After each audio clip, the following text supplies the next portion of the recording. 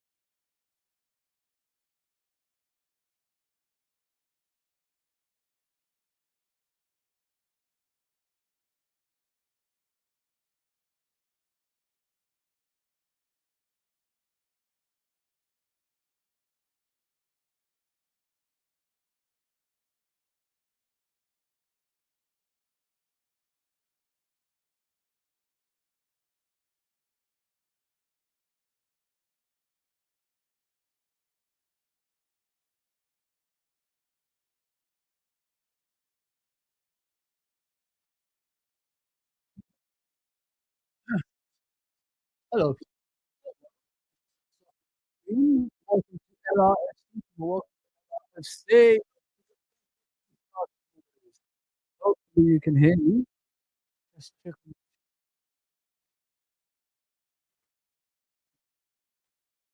If you can hear me, guys. Away from what audio equipment. It's a fun piece. It's a fun piece of my equipment. Um,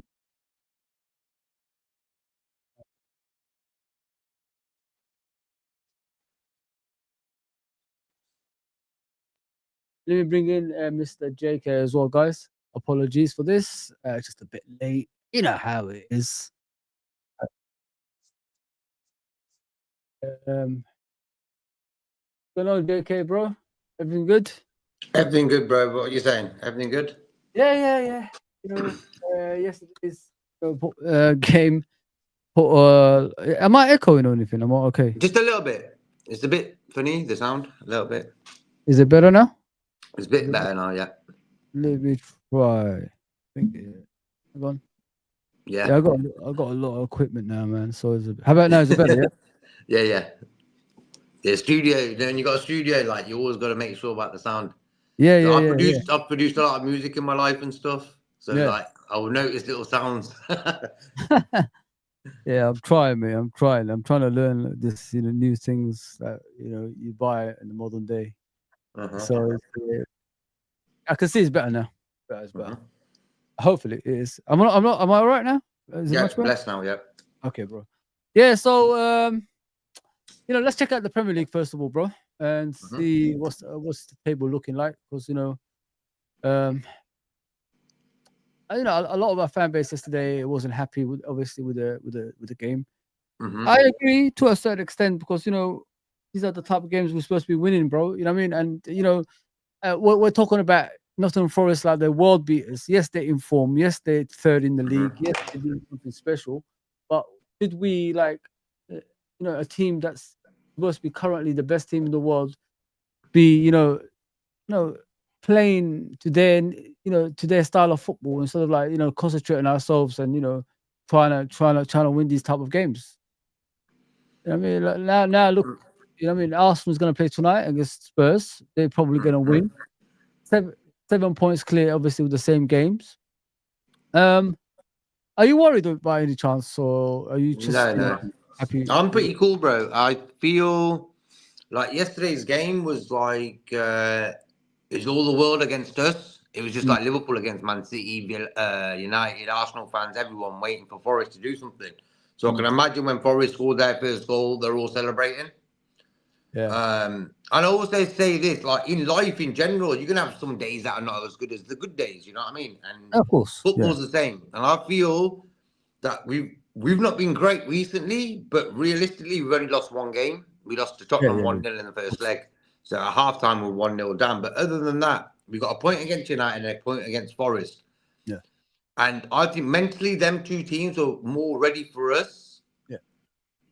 United came to Anfield, thought they were bloody Real Madrid, you know. So I don't think we've been great, but still we're not losing.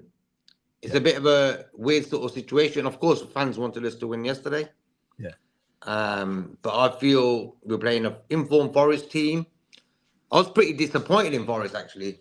I didn't know they were going to be that bad. They weren't great second half. Second half was ours. And that's why I'm a little bit disappointed. I think we should have won that game. Yeah, it's one of those things, man. You just, like sometimes you got to take the point and just get out quick, innit? So that's what we had to do in this game.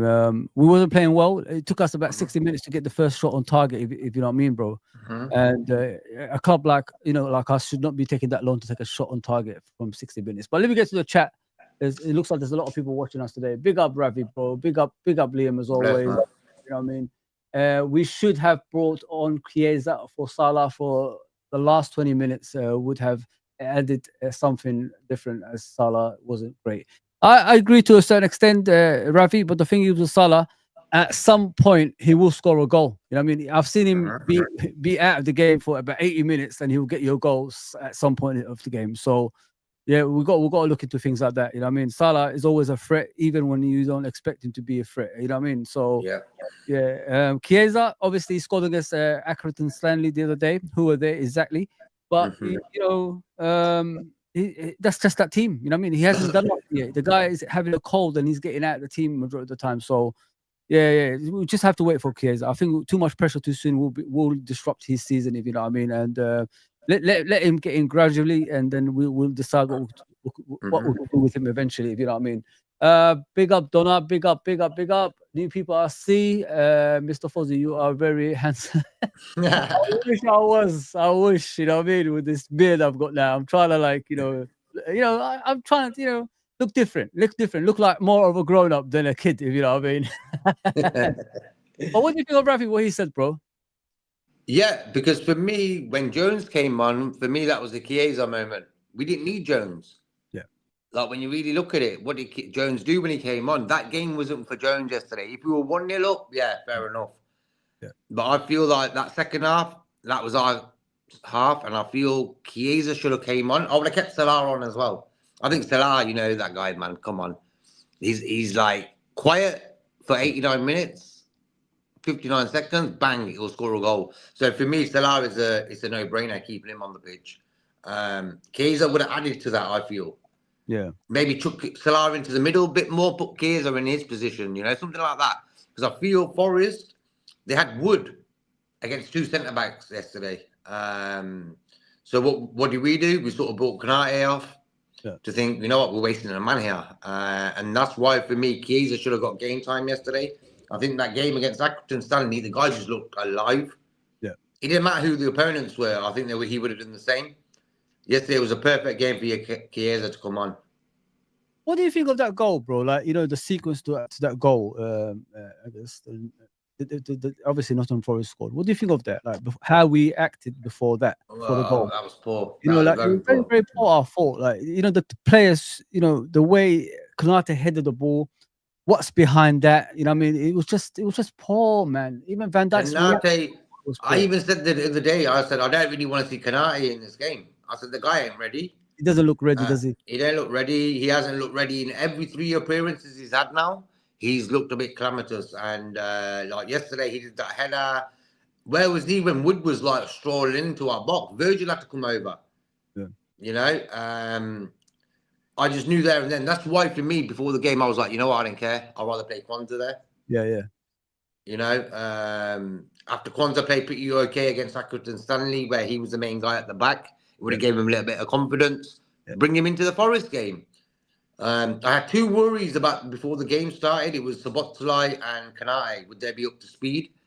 Szoboszlai, for me, man of the match for us. And Konate is the same guy who hasn't looked right since he's come back. So I think that's the only sort of failure mark I can put against Slot yesterday was that playing Konate. I think it was not a good decision.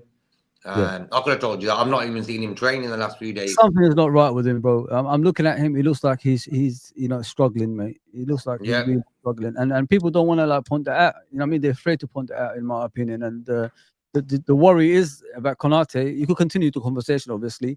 It's like the more we play him while he's like this, the more he could get more injuries and basically be out for not like a couple of weeks, for months. You know what I mean? If you know what I mean. So that's what worries me when I'm looking at Konate playing it at the moment. And even Alisson doesn't look right either, if you know what I mean. And but we're gonna discuss looked right since he come back. 100%. Please, people, do me a favor. I know there's about 77 people watching on YouTube. Of course, there's a few people watching on Twitter as well. Hit that like button, hit that subscription button, and notification button. Have your say. We're here for you guys. At the end of the day, we want to discuss Liverpool with you guys, and I want to like hear from your point of view. And have a debate if you want. I mean, we've got me and obviously JK in here, so we have our own point of views towards Liverpool. Come and share it with us, man. What you think as well. But yeah, as I said, bro, the season is still long. I am worried that Chris Wood's goal the other day, the sequence towards that was just unacceptable in my opinion. I mean, Salah, jumping out the way of a tackle, and Konate heading the ball towards him in a weird way. After you know what I've always said. What's the problem with our team? We don't sense danger. You know what I mean? If Konate is out of position, you expect some of the players to be in position to help him out if he, if the ball goes over him. If you know what I mean, and that doesn't happen enough in my opinion. The right back should be doing that. Obviously, the DM should be doing that. And the last few games just proved, all the goals we conceded were so similar. If you know what I mean, bro. It sort of comes from a situation where we gave a cheap throw-in or something like that. Yeah. And they'll end up scoring from that. Them sort of sequences where we sort of messed it up ourselves. Like Konate header just got Salah. The ball was bouncing. Salah couldn't control it. Yeah. And they took it from there, All round poor defending. But other than that, they didn't do nothing else. I was really sort of surprised in the lack of. They didn't want to win that game. They were happy with the point. I knew that from as soon as they scored, it was like everyone get back, we leave Chris Wood up, and that's about it. Their wingers not really in the game. No. Hudson-Odoi, Alanga, non-existent really. So for me, that wasn't a great performance by Forest, and they were there for the taking. I just feel we just didn't look at the saves the goalie made. Come on. Salah was trying yesterday. I don't know why people are jumping on Salah's back. For me, Salah was the only guy, likely, and him and Yota, who wanted to score yesterday. Salah didn't stop. So for me, football fans, they sort of wind me up sometimes. Football is a easy game and a tough game. Salah has been world class this season. He's probably been the best player in the world this season. And then I hear fans moan, Salah, he didn't do nothing and this. And come on, bro. He's human, Where's the respect? I don't care if Salah didn't score yesterday. It is what it is. But he scored enough goals before that. I mean, and nobody was. You know what I mean? Oh, God. I think people need to calm down. I think need to calm down. What you got to look at is where we come from this season, especially. I mean, and we're always going to have a dip at some stage of the season, and this was the dip. You know what I mean? And this is what happened. You know what I mean? So as time goes on, we should pick up form. The issue that I have is there's not enough signings in this window for us to progress. If you know what I mean, Robert. It's the January window, is it? Oh, okay. I didn't know. Big up, Laser. What's going on, brother? Check 1 2. Can you hear me, people? Yes, sir. Yes, sir. Yes. Big up Fuzzy. Big up Fuzzy. Big up Fuzzy. LRFC. Those are chilling. Laser LFC. Big up to yourself, JK. Big up to everybody involved in the LRFC community and channel. Yeah, man. I just tuned in quickly on the off cuff and I seen you on live. I thought I have to jump in and say a few things, man, about last night, man. I don't know where to start with it, man. But what do you make of the result, guys? What do you make of the result?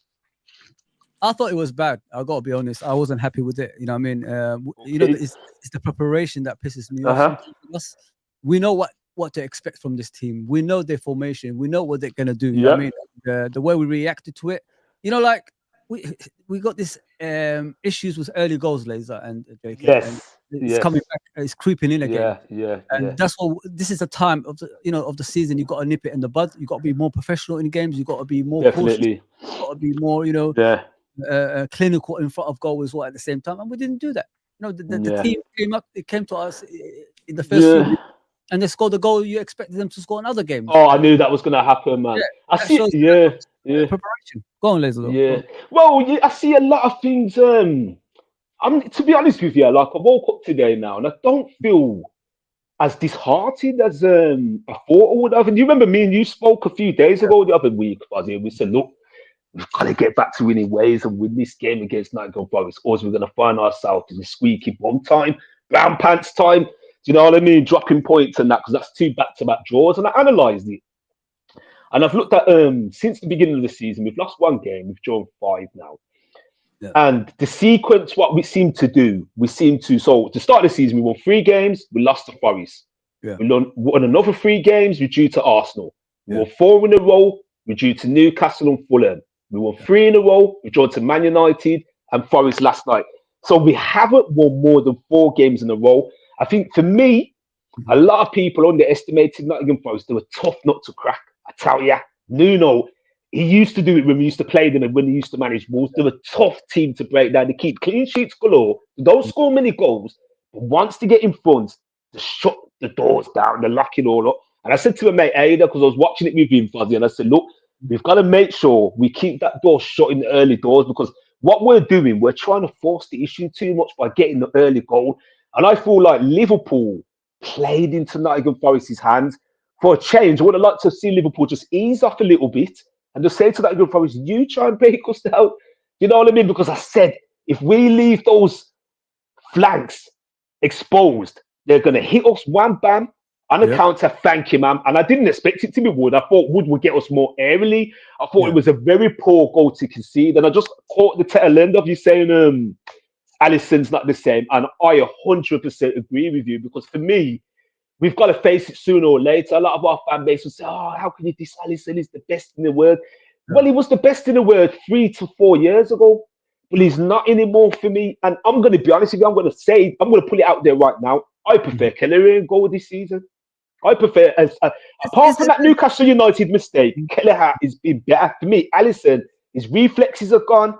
He messes about too much. He's a bit too arrogant. You look at the Tottenham game in the cup, how he was arrogant and he nearly cost us them before they eventually scored. Do you know what I mean? I got a lot more to add, but chime back in, guys. I don't want to talk too much. Chime in what you're saying, What I've noticed about Alisson, guys, I don't know if you agree with me, and I said this to Jake in another stream. I think when Alisson's in goal, the defense and the midfield in front are too comfortable. Yes, they think like, because Alisson's at the back, we don't have to, really extend our legs anymore, because he will save through. And this is what that upsets me when I'm watching Liverpool at the moment, and there's too much of that going on. I think like when Kelleher is in goal, they're more cautious because they know I'm not going to say like he's completely less talented than Alisson. He's got his own talent, of course. But Alisson and Kelleher is 2 different stories, isn't it, Laser and JK? So I agree with you. I think that, as you alluded to, we had this conversation on the telephone. I think with Kelleher, the central defenders and the whole team as a defensive unit are more switched on and thinking. JK, can you hear him? No, I can't hear him now. No. Laser disappeared. But do you get what I'm saying, JK? Let me just read the comments. Sorry about that, guys. Sorry. No worries. Our plan would have been to bring on Morata around 65 minutes, but the equaliser changed that. Fair play, Slot. Otherwise, we would have held out for a 1-0 win. You're spot on, bro. The substitution did make the difference. I mean, the set pieces got better, and the way, Tsimikas took that corner shows we was lacking that throughout the game, because we had a lot of corners and could have beat the first man. That's how it was. You know what I mean? Peaches. So listen, a draw was a fair result for both teams. Your first half performance, and it took us 60 minutes. After 60 minutes to hit the first, shot on target. And for a club that's challenging for a championship and top of the league at the same time, and the Champions League, we should not be doing things like that, in my opinion. We should be always, giving problems to teams home and away. It shouldn't always be, just at home, and when we go to away pitches, we just sit back and let them come on to us. Nah, man. I'm all about that. What do you think, JK, bro? Like, we're undefeated away from home this back season. now. Yeah. And because I think our away form, we're sort of sometimes better away from home. And I think Forest saw. I agree with you, dear. Trick. Yeah, Laser. I think Forest missed a trick yesterday. I think Forest, as soon as they got that first goal, they should have gone for the second. Yeah. Yes. And then did that tactical thing. Yeah. For me, they were there to be taken yesterday. If it weren't for I their agree. goalie, the Sal's guy, he was pulling off save after save. It was like prime Buffon yesterday, man. He just knew it would have to be against us. You know what I mean? He was playing world class yesterday. That game was there for us. I reckon we played pretty well second half. That was the best we've played in a while. Mm-hmm. It was, but we left it too late. Laser said, I'm like him, woke up this morning thinking, you know what? It ain't that bad. It's okay. Like we were saying, good points there. For me, I analysed it, and it seems like the old days, right? This is going to be an 80-point season. It's going to be an 80-point season, you see? And the reason why I'm not worried, Arsenal ain't doing jack shit. If we keep continuing this vein of drawing too many games, then I'm going to be worried. If we don't get the 43 points against Brentford and Ipswich the following weekend, then I'm going to start having the worries. At the moment, I'm concerned. I'm concerned about our defensive structure as a team, because it seems like the goals are creeping back in, the early goals, and then we have to chase the game. We've got to start getting better at that. You know, Forest can score too early. You look back at the Leicester game at Anfield, the same thing happened. Manchester United, there's been the Newcastle game. There's numerous games. Brighton at home, even though we came back to win. We've got to get back to basics and defend as a unit, as a team. And while I'm on the subject of defense, I think Robertson's got to be dropped now. I think it's time for Tsimikas to come in now. I think we've got to have these conversations. We've got to have these conversations now, man. For the good of the team. What do you think of Robertson in regards to playing the way he is at the moment in a consistent basis? Should we like taking out them line, like play him in certain games instead of like every game the way he's playing right now? Of course, when I look at Robertson, guys, I don't know if you agree with me. Every single time the ball goes over the top, he's panicking. It's like panic mode. He's already look at the way he fell over the other day. I mean. It shows there's something not right with him. He knows he hasn't got the pace that he has anymore. So this is why. Go on, Liz. Yeah, sorry about that. I'm having this issue. Is it feedbacking? Can you hear me clearly? Yeah, I can hear you. Is it me or? Okay, I've got some Bluetooth headset on, but it's messing about for some reason. My AirPods have died, so I'm using a different one because I'm not in the studio or nothing like that. That's why you can't see me. Once again, like that. I'm going to jump on quick. Yeah? Let me just read the comment. Yeah. Big up. No problem. Big up. Okay. Also, best goalkeeper in the Prem at the moment. Show respect. Most clean sheets. Yeah, Sells is doing good, mate. I'm not here. Yeah, he is. Discredit his performances. He's been phenomenal this season. You wouldn't be where you are. I mean, if it wasn't for having a class goalkeeper like that as well. So yeah, credit where credit's due, man. He's brilliant. Yeah, absolutely brilliant. But carry on. But I should say with Andy Robertson now, big up to Peaches as well, Nottingham Forest. I've got a lot of respect for Forest, way back in the Clough days and stuff like that. You know what I mean? People are going to remember they have got history, even though it was many moons ago. They've got 2 European Cups. You know what I mean? That's the reason they have 2 stars on their badge. A lot of people don't realise this. The new coming football fans that believe football started in 1992. Football was way before 1992. You know what I mean? But as you were saying, you asked me a question about Robertson. Yeah. From right. Yeah. So he spent too many games, in my opinion, bro. Like he can't do it. Robertson needs to be played here and there. And I was saying to Ada, is this thing with Robertson, and I'm not angry with him. It's not a case where I'm calling him all the names under the sun, because he's been at Liverpool for 8 years. He played a high intensity game. The first 3 years, up and down the flanks. You got to remember that main game that sticks out in a lot of people's minds. Certainly sticks out in mind. The one when he was pressing solo 6 Manchester City players in January 2018, when we beat them 4-3 at Anfield, and that set the tone. He's a warrior, and you got to remember, a lot of people don't remember this. Robertson plays a lot of games for his country, Scotland. Yeah. He's done a lot of hard yards. Yeah. He's got a lot of mileage in the tank, and I just feel like it can happen to players overnight. Gary Neville says this a lot. Carragher said it. You can wake up. Obviously, it's over time gradually, and just think, whoa, my legs are gone. I'm not the same player anymore. And I think this is the case we've seen with Robertson. There's a slow decline there. He tries, all the effort is there, but the ability is not there anymore. It's not there. And you got to remember his main traits and, strength in area was running up and down the flank, high pressing, getting the crosses in. Now he's lost his pace and his IQ seems to have dwindled. There's not much there because he doesn't score goals for attacking right back, left back. Exactly. You know what I mean? So I feel like it's time now to just wean him down. If he's willing to do a squad option, get Tsimikas playing more now. And I still believe in the summertime, we need to look at a new left back option for the future. So I don't think Tsimikas really is it long term. But for the short term, he can do the job. He hasn't had the opportunities, but he just doesn't. I know. He was injured at the same time as well. But what do you think, JK, about Robertson, bro? That's what I was on about, like modern day football fans. There's no sort of appreciation. I don't diss Robertson because for me, he's doing his shift. It don't matter what he does, But I feel sometimes he's had a few mistakes this season, and it cost us goals. So for me, I would take him out and put Tsimikas in for a while. Mm-hmm. We've got 2 left backs. Gomez is injured, so for me, I just feel Robertson overcomplicates the situation on a pitch sometimes. Mm-hmm. He's got so much experience, He's got Virgil van Dijk next to him. Yeah. So, and I'm thinking, why are you contemplating things sometimes in a game? I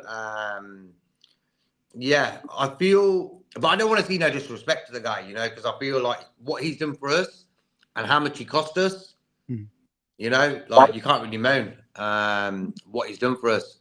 One of the most assist-making defenders in the league in history. I think he's second in the charts behind Trent. Yeah. Come on, man. He costs £5 down the pub.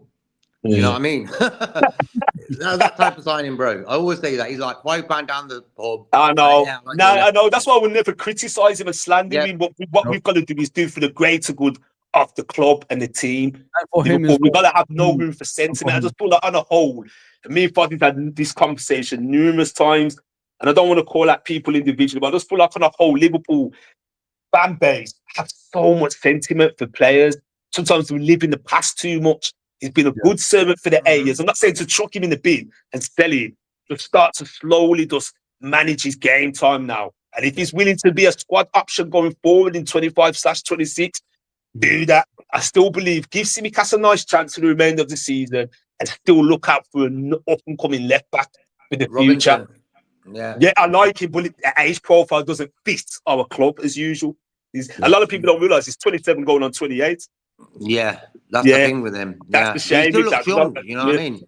Yeah. You got 2 assists yesterday. I like the guy from Bayern Munich, Davies, he's the guy. Imagine him on one side, Trent on the other. That's the guys who I really, really want. But other than that, who you got? You got the guy at Bournemouth, Kirkes. And for me, I think Robinson, he's very athletic. He can play another good 5 years, no problem. Yeah, at least 3 good years. 4 good years, Yeah, if we could get a good price for him, you know what I mean? Why not? He looks hungry. Every time I see him play against us, he's done a good job. You know what I mean? Fulham, you talking about, yeah? Yeah, the American guy, Robinson, yeah. Guys, but the thing is, he can run up and down there, but I'm a bit, afraid of his defensive side. You know what I mean, guys? You could do all that running, but what about your defensive side? When are you going to start defending? You know what I mean? Which is he's weak at, in my opinion. But I need a bit of both. You know what I mean? Like Robertson, someone that can do creativity as well as Robertson pulled a beauty yesterday though into the box. He did a beautiful cross. It's an old school Robertson sort of cross. Yes, I saw that, boy. Yeah.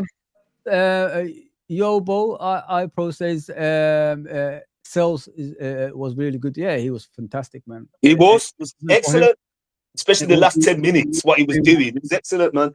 100%. 100%. Yeah. What do you guys think about Diaz as a striker? This is what I wanted to get at, guys. Okay. I'm a bit thinking twice about that right now because it was good when it first started, but now I think the season is just drifting past him, man. Yeah, he was awful yesterday. If I'm going to be honest, my mate was going crazy at him. Even the Man United game, he was the same. Yeah. If you look back at that game as well, guys. So it's not just this game; it's a few games. Games, yeah. I feel like with Diaz, it's a funny one, you know, because remember he had that mad injury the season before last, right at the tail end. You had all the business with his father as well. And I feel like you can see whatever happened with him with the injury, it's made him lose pace. He hasn't got that full-on pace to beat a man. If you notice, when he's got a chance to beat a man, he was sort of like dilly-dally on the ball, do a bit of trickery, stop, come back, and then he will pass the ball back. It's a bit like Curtis Jones, but different because he's got better footwork, you know, got better maneuvers with his feet. But I just feel like playing him down the middle as a striker, I don't think he's got the strength and the full awareness to pull it off. Because there was a moment yesterday when there was a ball over the top. I think it was it might have been before Forest scored, or was it? It was early in the game, and all he had to do is just slip Salah in. Salah was clean through. Oh, you're talking about Gakpo, yeah. And Gakpo, that was it. And it looked like at one stage he was running in quicksand. I don't know. It's like his feet was getting all mixed up, and sometimes he tends to do this when he's on the left as well. We run into like blind alleys, cul-de-sacs when he's in the channels. You know, I'm not saying he's a bad player or anything like that, but I still feel like he needs to do a little bit more. And, you know, while we're talking about strikers, I feel like it's time now to bring Diego Jota back into the fray. I think we need to bring him back in now. Yeah, no we had our fun and game. You know what I mean? It's time. Yeah. But what do you think, JK, as well about Diaz, brother? Like for me, yesterday he was the only guy who kept hold of the ball, and like for me, that's what I see Diaz as. He's the guy when the ball sort of we're under pressure. Diaz gets the ball, he'll hold it for about 20 seconds, you know, 10 seconds, 15 seconds. He's a ball retainer, and that's his main job in the team, you know. Wingers don't cross the ball like get assists no more like they used to back in the days. Remember, wingers weren't all about scoring goals or whatever. Wingers are about assisting the guy who's playing up top.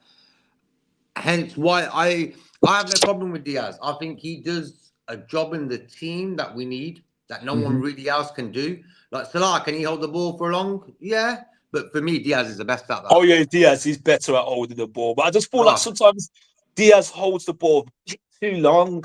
It's a bit too long. And then by the time then he's crowded out, he's got three different men on him, man. It's just a bit too long at times where there's moments if he just get that pass. If you remember as well, it might have been the Fulham game.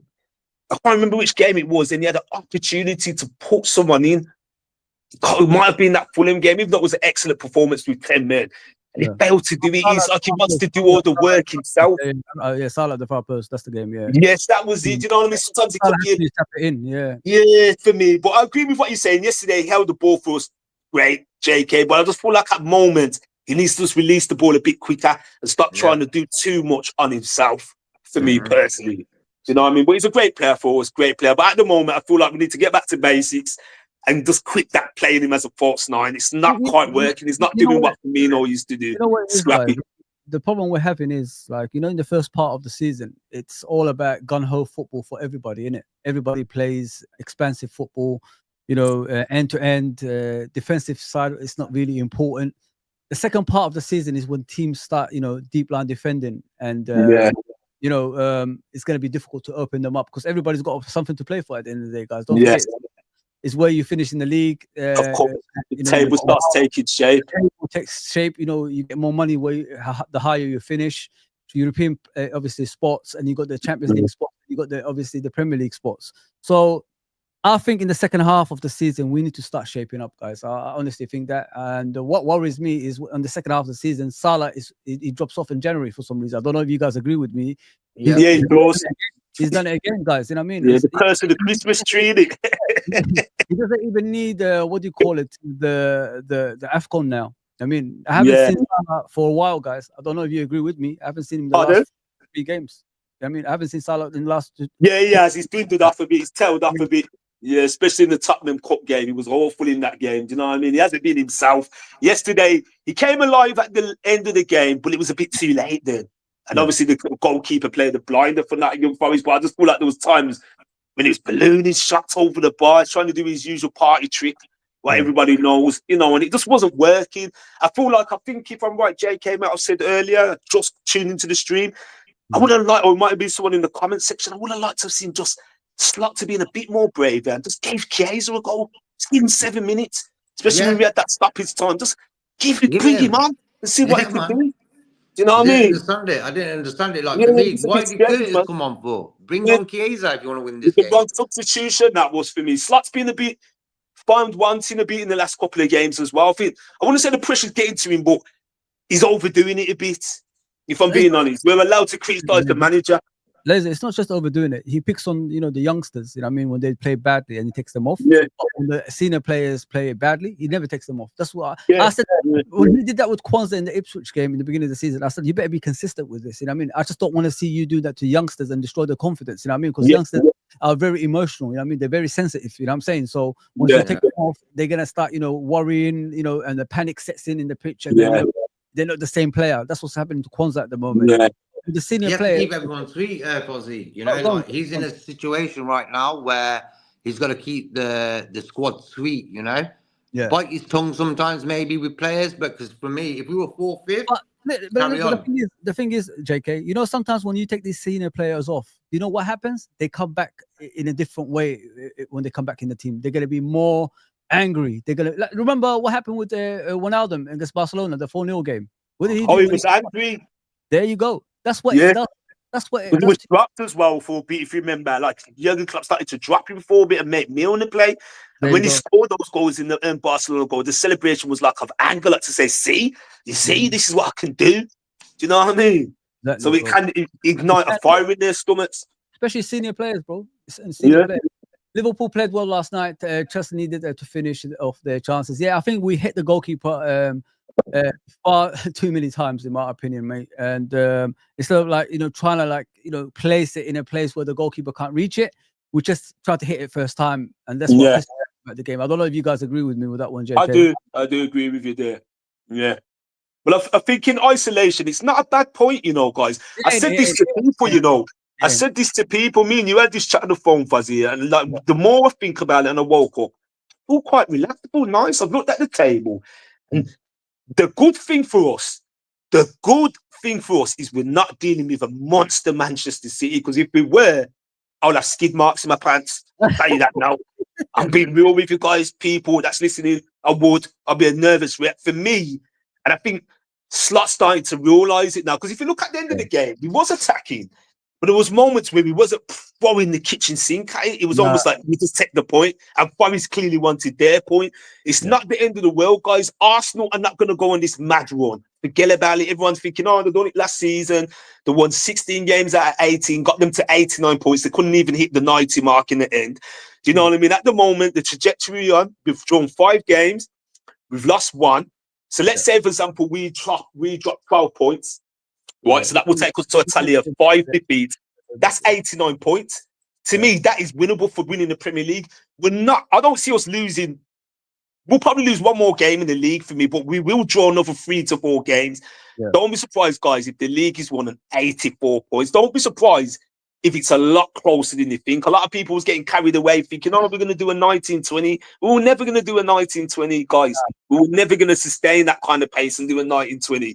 And the way the league's looking, yes, we've got to give Nottingham Forest their flowers and their credit, but I just don't see them as a true title challenger. It's a shame. You got to be honest, Laser. Yeah, I just don't see it. It's that time of the season when a team, it just clicks and they just go on a run, and then that's what's happening. I mean, they were aiming for 40 points. Now they got their 40 points. I'm expecting them obviously to drop off now, if you know what I mean. And I don't think they're going to be part of the top 4 when everybody gets their, house in order. I think they're going to disagree, Fuzzy, with you there. Sorry to cut you. I think they will finish in the top 4 this season. I do. I think they're going to be more in like a Europa League than the top 4. But I think when Arsenal and Man City and Chelsea and all those teams get their house in order, I think it's going to be different. I honestly think that, bro. Because sometimes what you look at is the strength and depth in teams, innit? They're only a couple of injuries away from dropping off the league. I hear what you're saying, but if you look at you see, this is one thing where and it's all about opinions and stuff like that, horses for courses. But if you look at the way the season's played, do you know, considering we're this top team and supposedly best team in Europe, and we're the top of the table, and we're there on merit. Yeah. But if you think about it, like I said earlier, when I reeled off all those mathematics and stats, we haven't won more than 4 league games in a row. Nottingham Forest hold the title for winning 6 league games in a row. They keep clean sheets. Nottingham Forest are not in Europe. They're not in all these mad competitions. There's no reason. The way they're playing, we're at the halfway mark. Yeah. Yes, they could fall away and have injuries. We've seen it happen to teams in the past, like your Leicester's being in the top 4 and other teams. You know why I said that, Laser? It's the points, bro. look at the points, JK and Laser. It's not too far. Apart from us, everybody is close together. You know what I mean? It only takes you draw one loss, the other team to take over your spot. Yeah, I hear what you're saying. Yeah, if anything, it's a different story. But they're not. If anything, I think Nottingham Forest are performing better than Chelsea. Chelsea were lucky to get a point last night. And I said this to people were worried. And my mate said to me, Ada, you were so right, Chris. I said, just chill out, guys. The only one I'm worried about is Arsenal. Chelsea are not going to win the league. It's coming that season too early for them. They've got no experience. They're just not going to do it. And if you look at Chelsea at the moment, they're a mess. Okay, it's a new manager bounce. I said that, didn't I? In my old previous shows, when people argue with me, Chelsea's going to be, it's going to be a threat to Liverpool. I said, no, they ain't. It's just man. I said that as well. I said it on a few shows. Players, I mean, it's just, when people find them out eventually, are they capable of, handling those games? And now, look, the same thing has happened. As I said, listen, I'm not saying always right. I can see what happens. You know what I mean? Like in regards to new manager bands kind of thing. It happens to everybody. Your football, Fuzzy, look how much experience you got, you know what I mean? And it's not being big-headed. When you know football and you know how the game is, yes, we can be wrong. Everyone gets things wrong, but you just know when you know your football. You see what you see, Do you know what I mean? And Chelsea was not winning this season. There has to be so much to go in the right order for them to win the title. Arsenal have to fall off dramatically, and we will need to fall off. And it's just not going to happen for Chelsea this year. It's a season 8 or maybe 2 seasons too soon. Yeah. Chelsea. Yeah, guys, I want to move to Virgil, obviously the first goal. What do you think of his reaction towards that goal? Was it, some people say it was his fault, JK, and Laser, JK. Was it his fault? Like, was he too slow to react? When I look at he plays next to Konate. Konate is the one that sweeps up everything behind, right? Is a bit of a Kyle Walker or old Virgil. You know what I mean? When he used to sweep up for Lovren and Matip before. I thought in this game, that goal was just a sequence of just bad, know-how. Like when you're when you're like losing the ball, you should be in a better position, basically, all the players. And a lot of people are blaming Virgil for that goal. What do you think of it, though? Like, his reaction was too slow, they're saying. Like, for me, Konate started that mess up with that header. Yeah. What was Konate even doing? Like, Konate was near the halfway line at that time. Yeah, he was. And that header just sort of unsettled Salah. Salah lost the ball, and it happened what happened, For me, I think Virgil's positioning, I think if Virgil was like 3 more yards to the right, he would have got across, no problem. I was waiting for a slide tackle. Chris Wood's going to shoot from there because, slide. He needed a slide tackle there. But for me, Virgil, solid. Like, for me, he's our best player. Without him, we'd be pretty poor, I reckon, at the back. I have no complaints. I think Konate messed that situation up, not Virgil. Virgil could have come across a little bit faster, maybe, but all in all, where was Konate? He was going shopping somewhere or something. You know what I mean? He did it against who did we play the other day? The Tottenham game. Yeah, the Tottenham game. Bro, he was taken down. He was taken to Harrods. Yeah, I know. I came across. I was like, "Where is Konate going?" Yeah, he's like an oil tanker. Sometimes when he turns like that, he done it in the Wolverhampton Wanderers game back in October, if you remember, as well. Yeah, he has it light in him. But you said some great points there, JK. And then for me, I feel like Konante's not fit. You've been forced to play him. You only got to look in the last couple of games, especially the Man United game, the Tottenham game. It came on. I thought that was a bad substitution by Slot, by the way, bringing him on in the Tottenham game. He's wearing the Stone Cold Steve Austin WWF knee brace. That tells you what you need to know. Yeah. Do you know what I mean, guys? Yeah. He's not fit. And he doesn't clearly trust Kwanzaa. You know what I mean? To hold it down in big games like that. Endo can do a little job. But even then, he's not trusting Endo and giving him enough minutes. He's only doing it when he has to. But as you were saying, Fuzzy, with the main question with the goal, I don't think it was 100% Virgil's fault. I feel like he could have done better. I feel like it was more or less underestimating the opponent. I feel like he thought, okay, Chris Wood ain't going to really shoot from there and do it. Do you know what I mean? And I feel like you were saying it was more of a reliance. You said back so long ago in the stream, if Alisson's going to do the cleaning up, I feel like Alisson could have done a bit better on that shot as well. His reactions could have been quicker, but it was just a combination of the defence as a team as a whole, man. I just seen it coming off from a mile away. 4-5 passes before it happened. I said, look, Nottingham Forest are going to score on their first chance, and they did. Do you know what I mean? So I just feel like as a unit, we have to defend better as a team. And Jacob, sorry to interrupt, Laser. You know what? It's okay, what annoys me more than anything is when we know the game, we already know what type of game is going to be in it. So what you need to do is, make sure you close up the areas and all that stuff. What the thing that I don't understand sometimes with us is how come other teams can defend better against us, but we always let them have a chance and score a goal. That's why I don't understand. Don't we supposed to have world-class players, guys? Don't we supposed to have the players that's clued on? I'm just a bit confused. I mean, in regards to things like that, there's too many chances against us against these teams. Yeah, too many. When it's the other way around, they always defend better. If you know what I mean. Yeah, it's true. Focus. It's all about focus, bro. When you're playing Liverpool, your mentally is getting ready for that game days beforehand. Liverpool players are like next game. They're not like, unless it's City, say, because like against United we didn't turn up. Yeah, it's all about the mental. Like football has a lot to do with the mental side of it. Like, of course, and I think sometimes I think Virgil, Salah contract situation plus playing nearly every game. Yeah, it's not helping. It's not really helping. That's not helping at all. So I was happy they got a weekend off. JK, this was always coming, innit? If you didn't sign before the January transfer window, this was always. I said this last summer, bro. I said, you watch what's going to happen next year. What's going to happen is January's going to pop up. Slot might be doing well. I didn't know who'd be doing this well. But I said, if he's doing well, they're not going to sort of buy anyone to help him out. And they're not going to get them contracts signed. So us fans can settle and go and get that title and the Champions League title, I said our owners are very... I think they do it on purpose. Yeah, it happens too many times. They do so much bullshit behind the scenes in the way they let news out and when they let news out. Like the Jurgen Klopp situation last season, for me, told me everything I need to know about these fuckers, The way they said to Klopp, you know what, go and do that little 30-minute video telling you going. And what happened? We crumbled thereafter. They're doing the same shit again this season, They're not saying to Arnie Slot, hey, lad, you've been here 6 months or whatever. You're doing really well with these guys. Tell me who you need to cement them 2 title pushes. Well said, We're kind of getting the Salah, Trent, and the latest news is now that Trent sort of not going to Madrid. That's the latest sort of. What they're doing to Liverpool, man. You just read the comments. Leslie, you could obviously read what we're saying afterwards. These slow starts are annoying. What can Slot do to change this? Laser?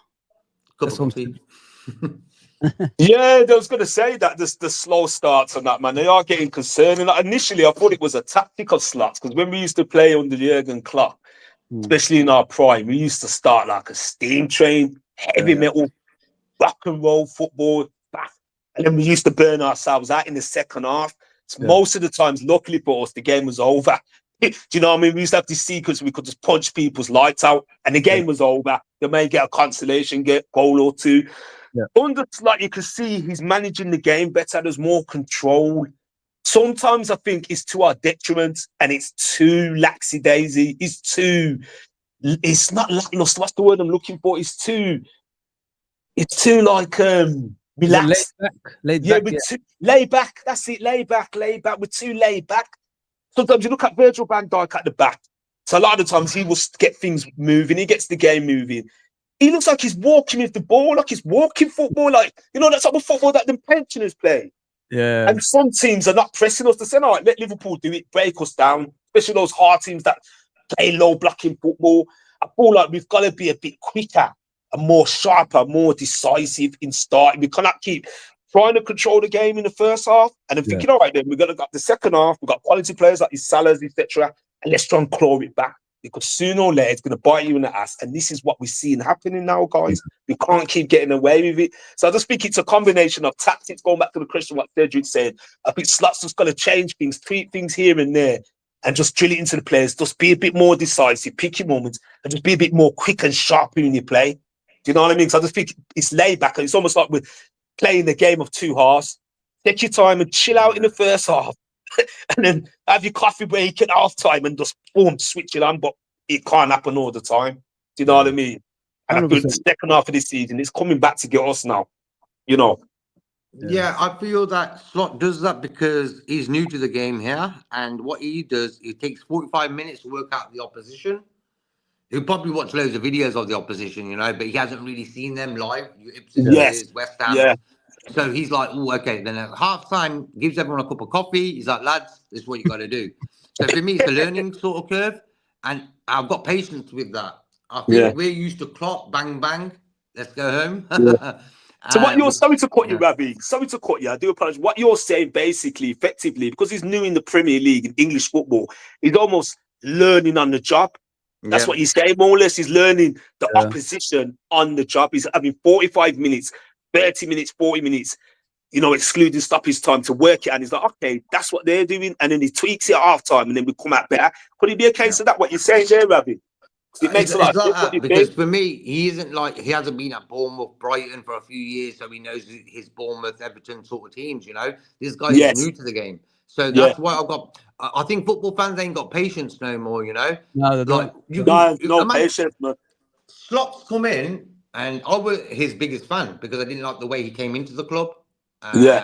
Announcing he's still at Feyenoord and he wants to come to Liverpool, you know. I didn't really like that. But what he's done so far, I feel like he's doing it the right way in the way. Instead of going gun-ho first half, getting caught out, losing 2-3-0, he's thinking, okay, we'll play the patient game, conserve our energy, and play in sort of energy phases. You know, like second half, we had phases, we were just going at them.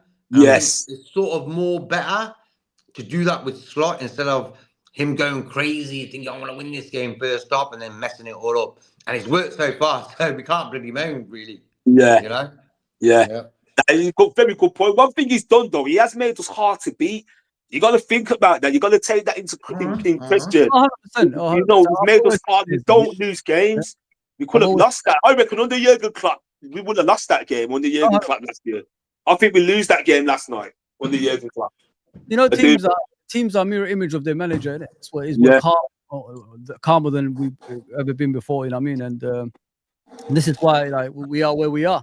But the thing is, guys, you know, teams are catching us up, and it's worrying. In my opinion, you know what I mean? Of course. We went from 9 points now to 7 points. You know what I mean? So it's not something good that's happening. Yeah. And it could be 4 later. Yeah, and it could be 4. I mean, and the Everton game is going to be a hard game. You know, a lot of our fan base automatically think this is like a magical 3 points. It's not going to be easy.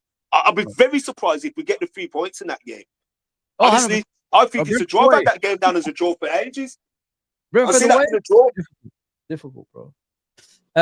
Big up Luca as always. Please go subscribe to Luca as an Arsenal fan. One of my friends. Please go. Long time, Luca. Big up yourself, man. Big up Rich. Big up Rich, man. Please go subscribe to Rich as well. Big up. Yes, Richard. It's been a long time since. So you know how it is. Let me get to the comments, guys. I don't want to be rude to anyone. I don't do speculation, just the reality of a situation. 100% PGs, bro. That's what it's all about, bro. Agree with Les that Diaz holds onto the ball just a bit too long. Yeah, that's the problem with Diaz, man. He tried to nutmeg a guy and it didn't even work. You know what I mean? He nutmegged him. The guy already knew what he was doing beforehand. You know what I mean? And he needs to sort stuff like that. If you know what I mean? Thought Chiesa could have got some minutes. Yeah. Listen. Sometimes like when you want to win a game, you got to go all out. And that's what we went against in that game. Because what I like about Chiesa is he's willing to take shots from outside the box. Not many of our players do that. You saw the goal Stanley the other day. It was like a Gerrard kind of shot, wasn't it? Yes, and he's done one before that as well, if you remember. Yeah, 100%, man. Does it show he isn't doing well in training, or he just doesn't trust him? This is Chiesa, JK. Like for me, what we've seen him do against Accrington, that was just energy, you know. Yesterday's sort of game was sort of made for him. We were all over Forest second half. Bring on Chiesa, like, come on. I think there's a trust issue there. But for me, why can't you give a guy 15 minutes, you know, 7 minutes injury time yesterday, bring him on 10 minutes before the end. Forest were happy with a point. It wasn't like Forest were counter-attacking us or trying to get that win, you know. Forest gave up. And what did? We bring Curtis Jones on. Yeah, 100%. That's the thing. What about you, mate? It's a funny one, man, because I wasn't so sure. I was thinking there's got to be something slot seasoning in the training field. You know what I mean? Like, he's not ready. There's all this talk about him injured and illnesses and stuff like that. But he made an appearance on Saturday. Yes, it was lower opposition, less opposition in the FA Cup. But I feel like he was a bright spark when he came on. It was a very, with him alongside Jordan Dance, you know, Jaden Dance was a live wire. You know, Chiesa got his goal. You could see he was desperate to score. He had a couple of shots before that. And as you alluded to, he doesn't look like he's afraid to take shots outside of the box. I just feel like yesterday, as JK said, I just believe that last 5 minutes in stoppage time was made for Chiesa to come on and be the hero. I think what Salah was doing, he was worked out. He was sniffed out of the game. He was trying to do his usual party piece, coming in, cutting in on the left, and then trying to curl it round, low shots over it to curler in the top corner. And Forest had that work, that the goalkeeper had it measured. I feel like Chiesa would have offered something different. Yeah. You know what I mean? I just feel like it needs to be given a chance. I feel like, hopefully, God willing, it doesn't happen on Saturday. But if the game's not going our way against Brentford, I would like to see him be given 20 minutes in the second half, even if we're winning. He needs to be given chances now. We can't keep having this over-reliance on Salah. We need to see more. What he can do, just give him a chance. What's the worst that can happen? Exactly. You know what I mean? Yeah. Like, I read something today about how Darwin Núñez, when he plays, Salah looks better. Why? Because Darwin does a lot of running for Salah, you know, opens up gaps, does a lot of running, takes the centre backs this way, that way. And that's why Salah sort of shines. So, like the weekend coming up against Brentford, we'll have Darwin on the bench, maybe, you know. I think play Salah, but play him with a guy who's going to make space for Salah, you know. I think yesterday they tag teamed him. There was 3 guys on him sometimes, on Salah. Yeah. Did you see it? It was madness. They knew Salah was the main guy. He was it's like a triple threat match. Yep. You know, and that's why a Chiesa in that sort of situation would have sneaked in something there. Or a ball on both on that side. That's funny, though. I want to show you guys something before we go. Go on. Big up Tudor as well. Big up Tudor, man. Oh, Fuzzy, love it. I have to get this, man. I got it finally, Les. Yeah, I know. I've been paying attention, man. That's what I'm saying. We're gonna talk on the phone, man. Don't worry, man. We're gonna talk, man. You know what I mean?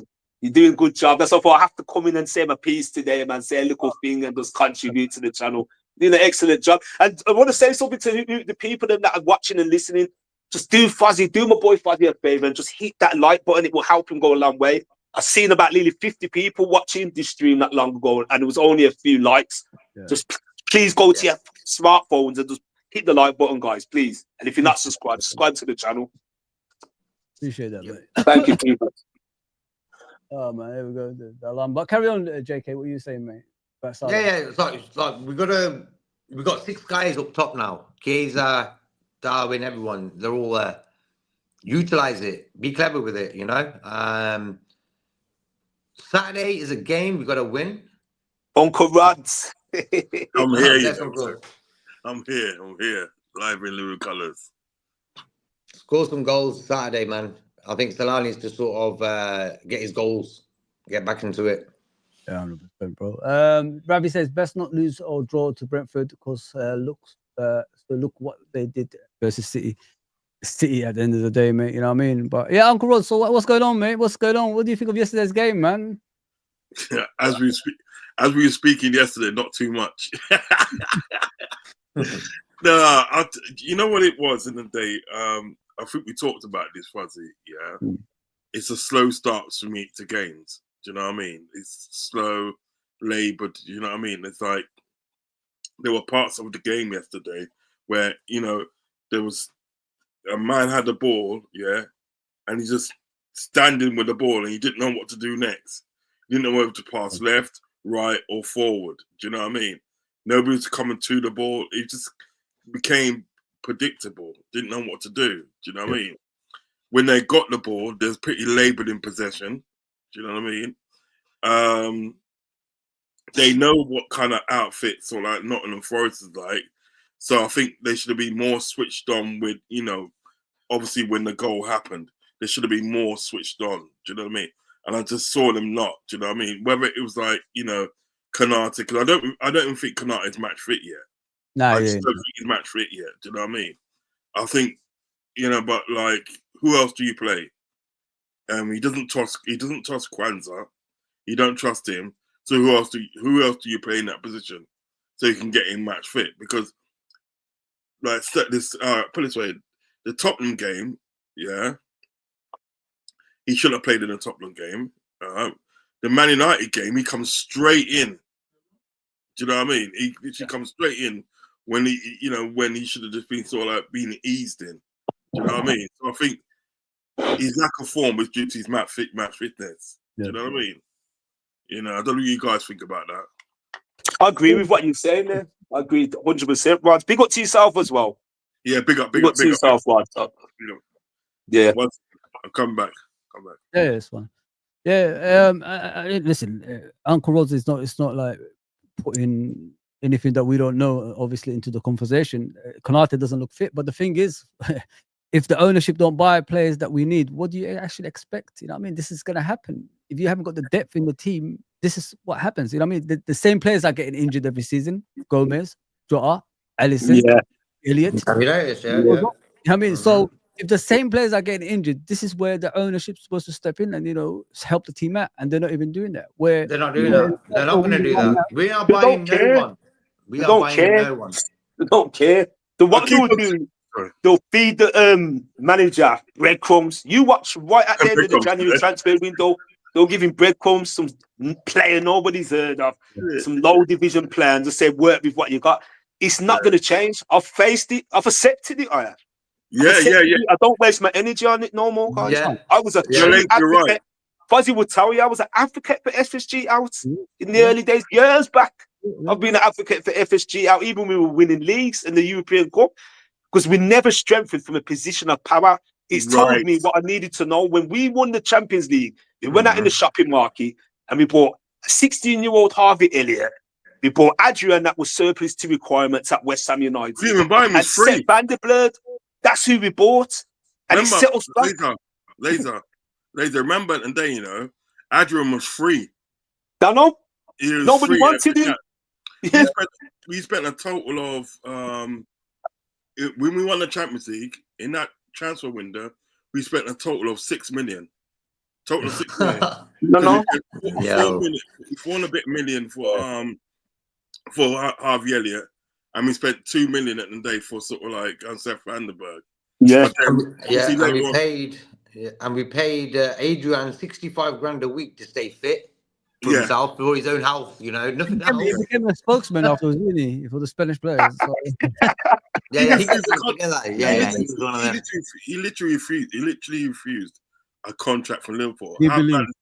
He refused a contract from Liverpool because Liverpool before he went back to Real Betis. Yeah, Liverpool wanted to sign him again. Just show how much cheapskates there are, right? Liverpool wanted to sign him again. He refused the contract and went to Real Sociedad. Yeah, I mean we got refused by Adrian. Yeah, the thing is about sort of like FSG. Yeah, all these things with FSG, it's never gonna get better. That's why I can't bother with it anymore. They're always gonna put out their sort of like Liverpool propagandists, yeah, to feed us with BS that we're interested in that player, interested in this player, right? And we damn well know that we're not getting him, yeah. Look at the rumors before and for that guy Craven from Napoli, yeah. Oh yeah, we tied with him. The thing is about it, we don't even need him. That's the point. That's what I try to tell people. We don't. We got all these people and they doing this content creating and they on the fact that they like rubbing their hands saying, yeah, we're getting Craven, when you know very well you're not getting him and you don't need him. You just don't need him. We need a midfielder, a 6 in there, right? We need a 6 and we need another centre back. That's a priority here at Liverpool because you got Ryan Gravenberch, right? And everybody say, yeah, how much of a good player he is and how much good job he is. Don't get me wrong, he is a good player, right? But he's having to do 2 jobs. He's having to play a 6, defend, and be an attacker at the same time. We're in the same position. We're in the same position as what we was with Henderson. And look what happened to Henderson. He got burnt out. And then large sections of the fan base was cussing him, saying he's trash, he's this and he's that and everything like that, forgetting what he's done for the team. Yeah, you know what I mean? yeah, You have to deputise. Well said, Rods. It's true. That's the respect of modern day fans, Rods. You know? Yeah, but the thing's about it, you have to deputise it, and they for Trent Alexander. You have to cover for him, and they plus he's the babysitter role and be attacker. He's burnt out. By the time at the day we won this sort of like we won the Champions League and the league itself, and then after that, and he was burnt out, and there was no reinforcement. They can plainly see at the end of the day, right? The team was struggling at the end of the day, right? And there was no reinforcement brought in. No reinforcement brought in, yeah? Now at the end of the day, like, our king has gone in Jurgen Klopp at the end of the day, right? And they've got these clowns in here, right? Like Michael Edwards is one of them. He's a clown. We've got Richard Hughes. He's a clown. We've got Gary Birchall. He's a clown. You know what I mean, right? What do we expect from these people? Because the thing is about Richard Hughes cannot attract at the end of the day anybody. The best it gets at the end of the day is Anton Semenyo. That's the best it gets, you know. Yeah, he's the latest one. He's the latest name. A player that's on form, they're trying to link us with. That's what it is. Remember all these other players all these other players that they got in now, like Solero from the Argentinian left back, and they got the Brazilian striker. This is happened. I like him. He's good, but this has happened, after Richard Hughes is gone. Notice that's happened after Richard Hughes is gone. It didn't happen when he was there. When he was there, it happened after he's gone. He's a clown, mate. Yeah, he's failed, man. Yeah. Great points, he said, Rods, man. Great points. Very great points. But I feel what FSG is doing, it's all smoke and mirrors. It seems to be a pattern now. Every January, there seems to be something leaked out. Liverpool maybe getting this player, just getting our hopes. So do you remember 2 years ago, guys, when they said they were going to sell the club, when they leaked that out? Yeah. And got everyone's hopes up. And it was never going to happen. All the leaks about the Bellingham, the Casado business, I don't really believe we're really genuinely going to get him. I believe that was fake. Just, like, could you really see FSG spending that money on him? Yes, they told him to go and get. They told him. Sorry to cut across you. They literally told Klopp, this is what vexes me and how they and why Klopp left. Yeah, and I can't blame him. It really upset me the way they treated him. Right. They told Klopp at the end of the day, right, to go and sort that Bellingham thing out. Go and sort that Bellingham thing out. Money's there. Go and sort it out, yeah? Klopp put so much work into trying to get Bellingham. You know, he even got Trent on board. He said, talk to the brother and everything like that, right? Get him in the club, right? Yeah. Klopp has even talked to the Bellingham's mum and dad. Because remember the day their mum and dad are supposed to be Liverpool supporters. I think his mum is. Sports Liverpool and that, right?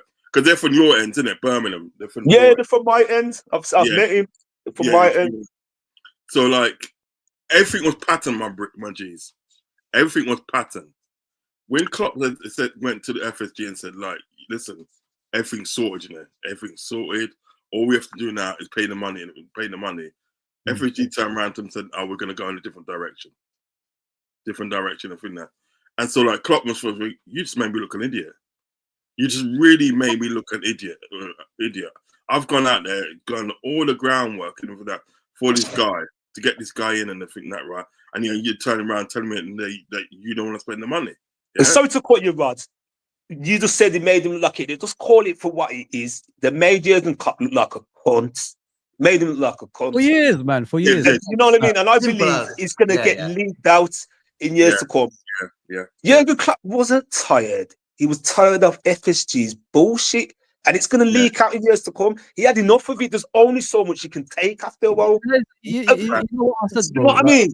Yeah, you know what I said? Like, these supporters of these people, like, I've always said it, like, imagine this is your real life, this is happening to you, like your daily job. I mean, you get treated like this on a regular basis. How long is it for you to sit there and accept it? You know what I mean?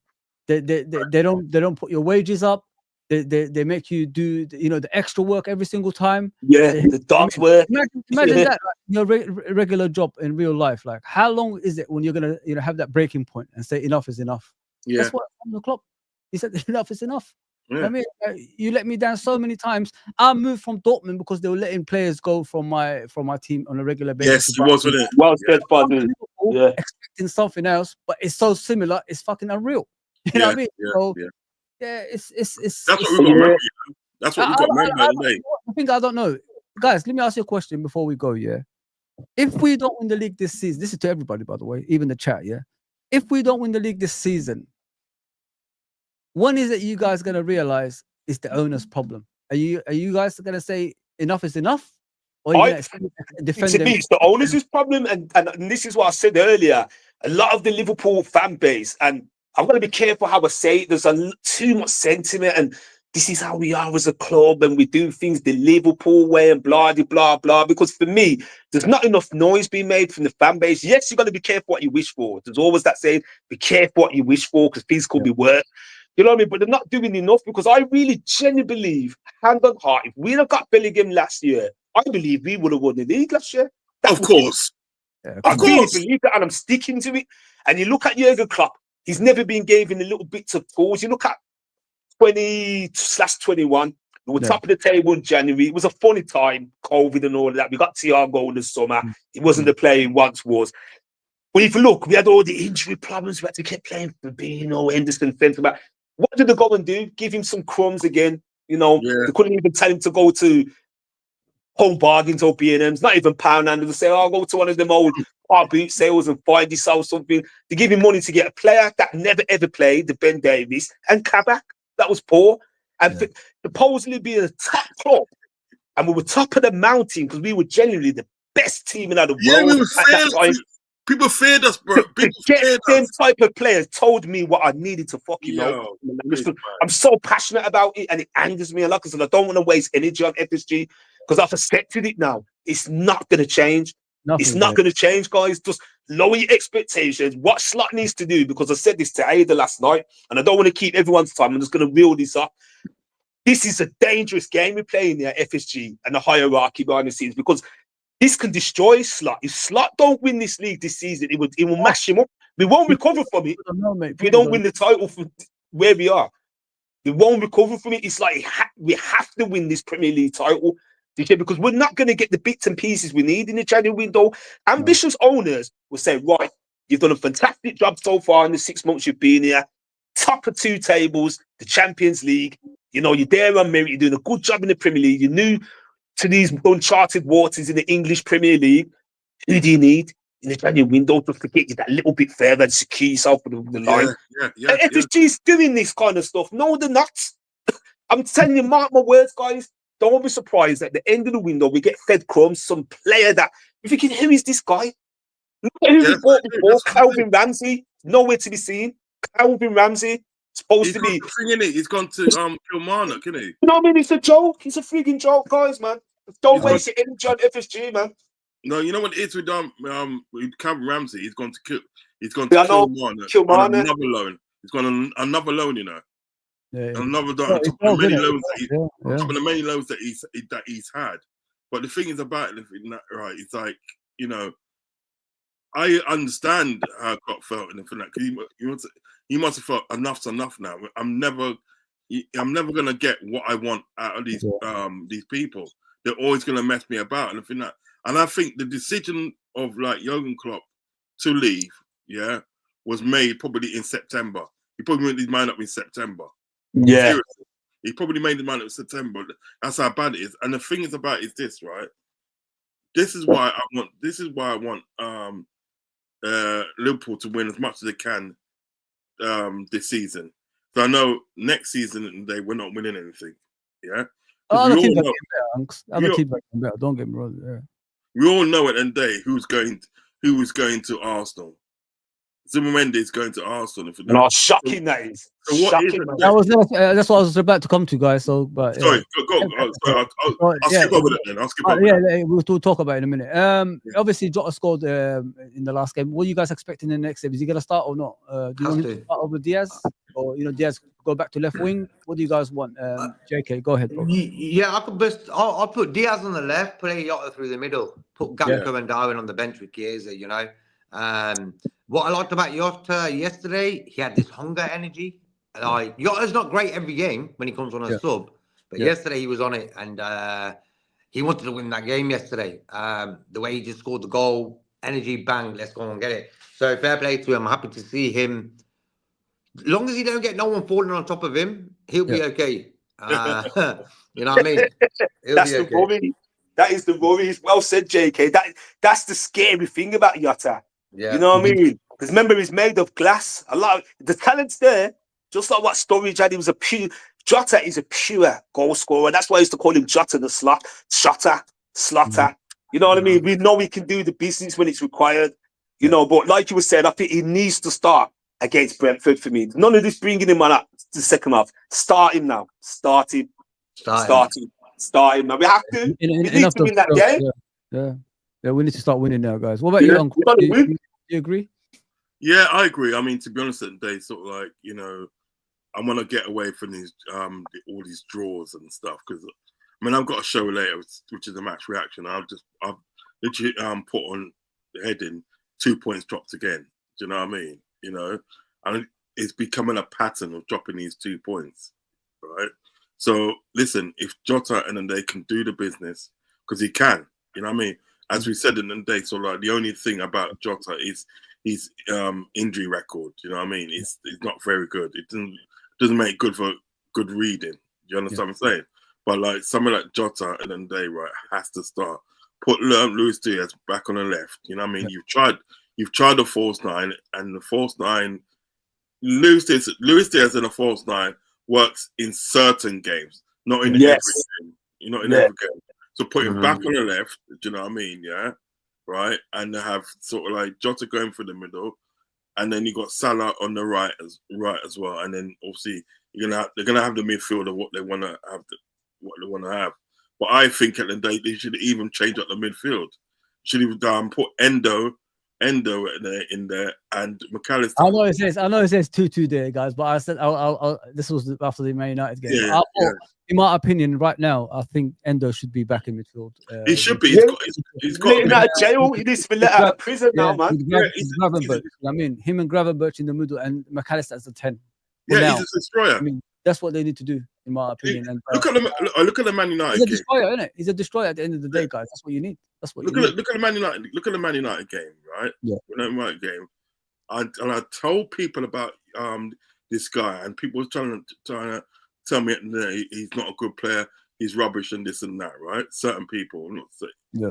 You know, certain people. Ugarte. What Ugarte was doing when we played Man United, yeah, as you brought that up, you know, the 2-2. What Ugarte was doing, he was literally destroying everything in midfield. Yeah, that's what Amron told me to do. He badded this up. Ugarte did. He badded up Liverpool. Yeah, because he said just destroy anything, just destroy things in midfield, and that's what Ugarte is good at. The reason why sort of like he didn't look good obviously under Ten Hag, because Ten Hag didn't play him right. Ten Hag played him as more of a defender, not a destroyer, not what he's good at. Do you know what I mean? Yeah. What Amron's doing in the day, right? Because Amron's had him before, and Amron brought him to Sporting Lisbon, he knows how to play him. He's playing to his full strength as a destroyer. Now, coming on to Endo in the day, Endo is a destroyer, yeah? He's a destroyer. He will destroy things in midfield, yeah? So what you then doing from that, right? You have Gravenberch at the day, right? As a sort of like a ball-carrying 8, yeah? And then you have sort of like Endo as a destroyer, yeah? Then you have McAllister as a 10. Do you know what I mean? It's easy. It's easily done. That's more solid than any other team that we have on exactly. Gravenberch likes to defend, and Endo is a destroyer. So if you combine that three, that's more. This is the game they needed actually. Endo will suit the Brentford game. Remember, Brentford are going to rough us up. You know, Brentford will rough us up on Saturday. It's going to be a rough physical game. And Brentford ain't playing on Saturday now. They're not playing about on Saturday because they're going to rough us up. They're gonna do us in, man. They're gonna do us in. I'm telling you. Let me read the comments, and then we'll go to the final, obviously, piece of the show, which is Zubimendi. Yeah, laser blast from the past from True Don. There you go. Yes, big up True Don. If Arsenal wins versus Spurs, Villa, and draw or lose to Brentford, I'm no longer confident we will win the league. All of us are in trouble, mate. No, we win the league. We win it. Big up, Cedric from to Rods, obviously. Konate on crutches playing soon. 100%, bro. We're wheeling players out there, mate. We're wheeling too many players out there. It's criminal. FSG equals spending G. Forget spending these, sorry. Yeah. FSG financially struggle. Just the thing with FSG guys, they can't afford Liverpool Football Club. You know what I mean? They can't even afford their baseball team. Why are they going to afford Liverpool Football Club? It's impossible, man. Every obviously club they own, they're in the same situation. Arnold was don't really rate Arnold Schwarzenegger. So I can't say Schwarzenegger that. Oh no, man. You know what it is. I'll just say it quick. The only thing what I'd say with Arnie, right? I don't hate him as a person because I don't know him. Do you know what I mean? But what it is at the day, I just don't think he's got that experience of a head coach or manager, whatever you want to call him, yeah, to take over from sort of like Klopp.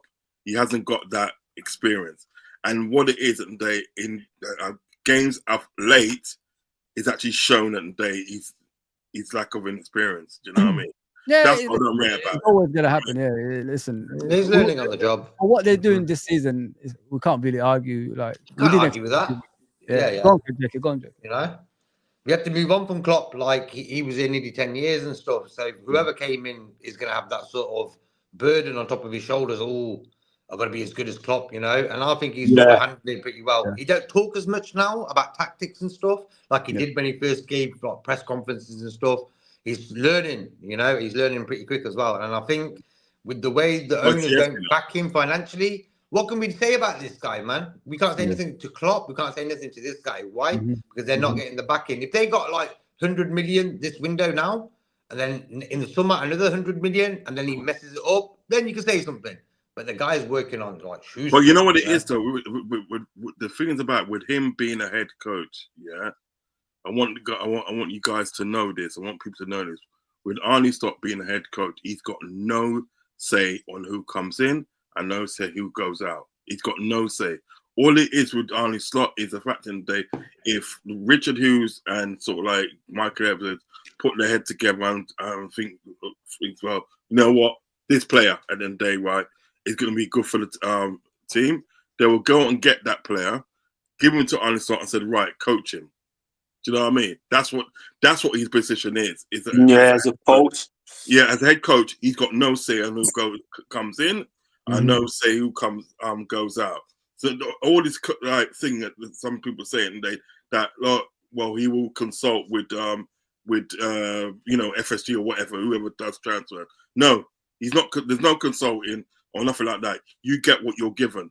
That's the role of a head coach, because what it is, they didn't want another sort of like Klopp situation where Klopp at the end of the day had the power to say, well, who's going in and who was going out. Do you understand what I'm saying? Especially at the day when Michael Evans being at the top of the pyramid of what he is now. Do you know what I mean?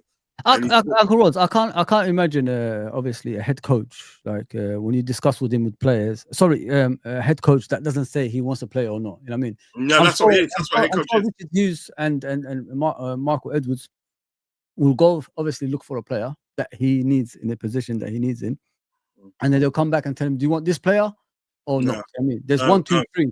He has to. I can't imagine a coach. No, you know players that he don't want. You know what I mean? Sorry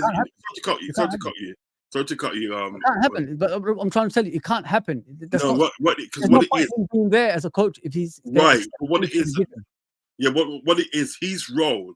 This is what I'm just trying to explain. His role at the end of the day is just to coach the players. That's it. He's got no say who goes out. He's got no say who comes in. He's just there to coach the players. They're doing it in the American style.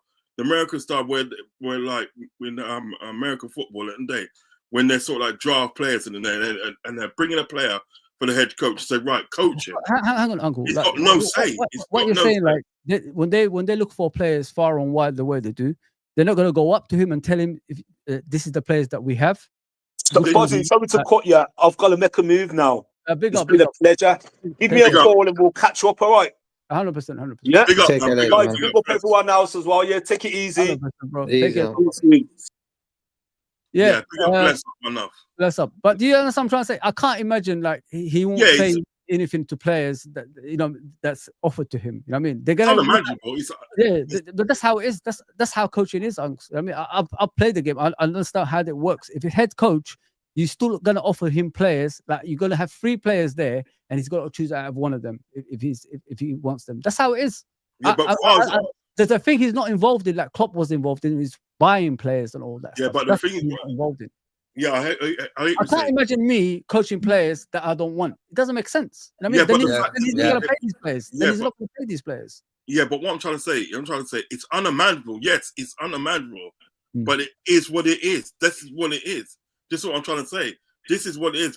Because when Arne Slot was coming in as a head coach and everything that right, it was explained that his role, and then they're gonna do it, and then they as an American style, and then as a fact, and so like he's got no say. He's got no say who comes in and who goes out. They're just gonna give him the players. Because remember the day, he's so 6 months he's been there. He's remained pretty quiet and they of like getting players in and getting players going out. Do you know what I mean? Yeah. And that's why they put like Richard Hughes in there as a sporting director and right? They put him in there. They put Gary Birchall in day, so like as a sort of like Uncle, I know what you're right. saying, but believe me, it ain't as easy well, as you we- think it is. let's just have to wait and see. Let's just have to wait and see. But I'm telling I'm you, a firm believer. Like you offer players to coaches, and they say if it's okay or not. You know what I mean? I can't imagine anyone who's a head coach that's not choosing the players that he's been offered. I mean, that's it his doesn't- role. That's his role, to bro. me, like His role. I can't listen. I can't. I don't know about you, JK, as well. I can't imagine Arne Slot and Richard Hughes and Marco Edwards, especially them two, saying to him, "These are the players, and or go and work with them." I can't imagine that happening. That's what I'm it is. sure he has a say of what players that Yeah, he he's wants. got to like because if you look at the transfer record of Liverpool, look over Klopp's time, we never bought no idiots. Everyone fitted the system. Everyone's personality fitted the club, and that's why there's a lot of.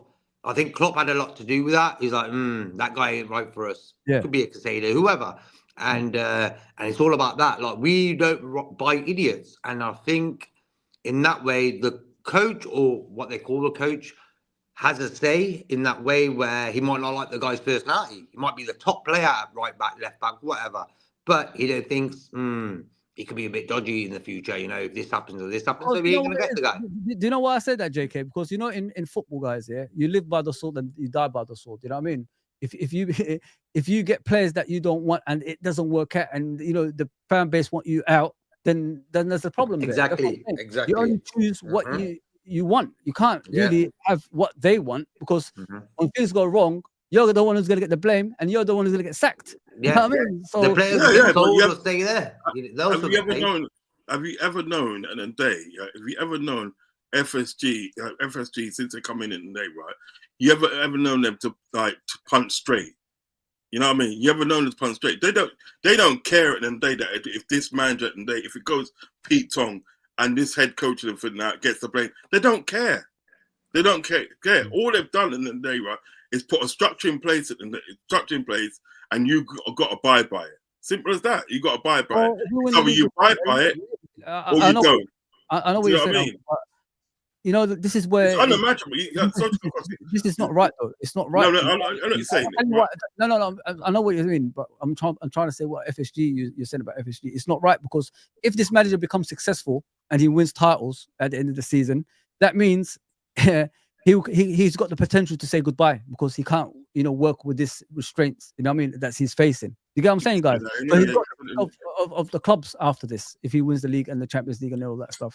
But see, they can't put themselves in that situation, because if they do, the manager the head coach would eventually say, it's time to go. It's time, to go to a club that actually appreciates what I want to do, because he will have that limelight on him.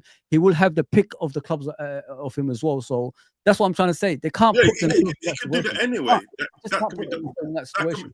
Yeah, but that could be done anyway. Do you know what I mean? And I think at the end of the day, sort of like, I think that's a situation that will probably happen anyway. Do you know what I mean? Because he's not going to want to stick to me at the end of the day, right? Arnie Slot is not going to want to stick to the way they're doing things. You know what I mean? He's going to say yes. He's going to say you know what? He's going to say yes and day for a certain amount of time. For a certain amount of time, he's going to say yes, and then he's going to get fed up and say, "Look, I'm going to walk." That's why at the end of the day, right? That's why. This is one of the reasons why I want Arnie Slot at the end of the day to win as much as he can win and everything that, right? So if he does decide at the end of the season to leave at the day, he will find suitors at the end of the day, right? Yeah. And then these people have to start back from like day one. Because one of the reasons at the end of the day why they didn't want Amron at the end of the day, right, is because Amron at the day wanted too much control. Arnie Slot has come in and said, "Right, look, you know what? I'll abide by your restraints at the end of the day, right? Because he's probably happy to be at a big club. Do you understand what I'm getting? Yeah. I'm just saying that the way that sort of like these FSG guys at the day, right? It will never change with the way unless they leave us. It's never going to change. Let's be honest. No, it's going to change. But the way they've done it, and the way they've structured this thing there with the head coach role and everything that took themselves out the limelight. Yeah, it's like that, and it's like that, and everything that, right? It's like that because even if, right, say for instance, they structure like that, and they give players at the day sort of like to Arnie Scott that he don't like, and it goes Pete Tong and everything that goes Pete Tong. They don't care at the day that Arnie Scott's going to get the blame for it. All they know at the day is that we're not getting the blame for it, and that's what it is at the day. They're not culpable for it. It's like him that's culpable for it. Yeah. Do you know what I'm saying? Because what it is, they don't want another Klopp. They don't want another Klopp, right? Yeah, especially Michael Edwards. He doesn't want another Klopp situation where sort of like where obviously my man's like Michael Edwards has suggested players to him. He said, no, I don't want that player, right? And he go and get that player. Or if they say like, oh well, you know what, we can't get that player. He said, well, I'll do it out then. Do you know what I mean? But I'm not having that player. He doesn't want that. He doesn't want that logging their heads together. Listen, this is what we're facing, and he came into obviously this knowing what he's. Like I said, Unks, it's people's opinions. You know what I mean? I can't imagine like a coach that's accepting everything like that's against him. Because you know, at the end of the day, like I said, he could lose the job because of things like that. Thoughts on Trent, JK, future? What do you think of that, mate? That comment? Like he celebrated when we scored yesterday, pretty wild. Face looks a bit more happier recently. And also I read today that Real Madrid, he won't be going there. So look, man, this is what I mean about speculation, about contracts and stuff. It's sort of jeopardizing our season. I don't need to talk about contracts. At the end of the day, that's left to the club to sort that out, you know. We've got games to win. And we don't need distractions. For me, Trent is one of my favourite Liverpool players. With ball at his feet, you ain't getting better than him. I hope he stays. That's my opinion. And I don't like the cheek. At the end of the day, it's his life. He can choose if he wants to go to Madrid. It's his life, you know. He's put a shift in for Liverpool already. He's won us things. You know, I don't like people taking the piss out of him now after he's decided he might want to go to Madrid. It's his life. You know, I won't support him at Real Madrid. No, God, no. You know what I mean? But when he plays for Liverpool, I'm 100% behind the lad, you know. Hopefully he stays. Yeah. Very important. Oh, 100%. All I want Trent to do is just brush up when he's defending. Start defending now. Do you know what I mean? That's the only problem that I've got with Trent. His defensive capabilities, you know what I mean? Needs to be a lot better because I think what happens at the day is like he leaves too much space behind him to be a right back. You know what I mean? But other than that, no wonder Kanai is battered. You know what I mean? That's what I'm saying. Yeah. That's what I said. But other than that, and I think that I want Trent to stay. Do you know what I mean? Because did you see that sublime pass he made yesterday? Yeah, he's always. For Salah, what he did, he literally just picked it up, bang, and Salah, and then Dave. Salah's touch and Dave wasn't so heavy. Better. Yeah. That would have been a goal. Do you know what I mean? Yeah. So these are the things that that Trent can do at a blink of an eye. So, but I just want him to sort of like get his defensive capabilities a bit more better. If he's not gonna be that defender that we want, and if it's not right, well then I think he needs to go into midfield. Then he needs to go into midfield. You need to play Conor Bradley more. Do you know what I mean? You understand what I'm saying? He needs to do something like that because like he's too much of a great player. Do you know what I mean? To give away, especially on a free. For free, you know what I mean? Yeah. You know what I mean? He's too much of a game. If Real Madrid came in to us and offered us something like 180 million for him, then I would say yeah, fair enough. Then I can understand why they want to move him on. Do you know what I mean? 180 million. They probably won't get that for him in a couple of years' time. Do you know what I mean? I can understand it, but like for free, and they had the audacity to cheek at the day to offer 20 million. Are you kidding me? Yeah. So like I want him to stay. I think at the day, sort of like I think all along he was going to stay. You know what I mean? Yeah. And I think what's going to happen at the day is this. You know what I mean? FSG is going to pull a fast one on us again. What they're going to do towards the end of the window, they're going to sign Trent, Virgil, and Salah on obviously new contracts, and say, yeah, that's your chance. And those fans will be celebrating. You know what I mean? Exactly. Dallas Dynasty sort of program, that sort of move, like really shady little moves and stuff. Yeah. They're in that world, and they love bringing out news when it sort of suits them. Yeah. Like last season, FFP rules, January, they were thinking, hallelujah, we didn't have to buy no one. Yeah. So these guys have milked us big time, I'm going to say it like this. I think the owners have done a top job because of Klopp. Advertising money's coming in, everything, training ground, everything, but they've done it in a shady way. And that's what I don't like about these guys. And what they don't do is like, you got a cake. And when you put that cherry on top of that cake, it's finished. You know what I mean? And what they do, they don't give us that cherry to put on top of the cake. Yeah. And it's as simple as that. As simple as that. The extra 50 million, 75 million now and again would keep the whole club 100% together and happy. Like there'd be no sort of fans not liking FSG, some who like them.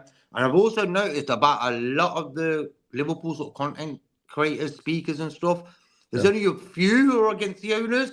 The majority of them really talk about how poor a player is.